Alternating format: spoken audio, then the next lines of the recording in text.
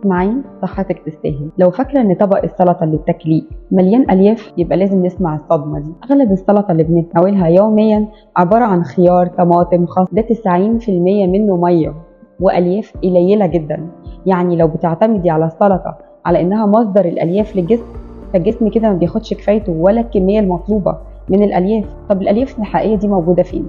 الالياف الحقيقية موجودة في البروكلي، البقوليات اللي زي العدس، الحمص، الفول، الجزر، الفواكه الكاملة بقشرها، البطاطا الحلوة، الورقيات الغامقة زي السبانخ والجرجير. كمان الألياف دي نوعين: نوع بتدوب يعني بتنظم السكر والكوليسترول، ونوع غير ذائبة يعني بتحسن الهضم وبتشبع. الاتنين دول مش هتلاقيهم في طبق خس ولا طماطم.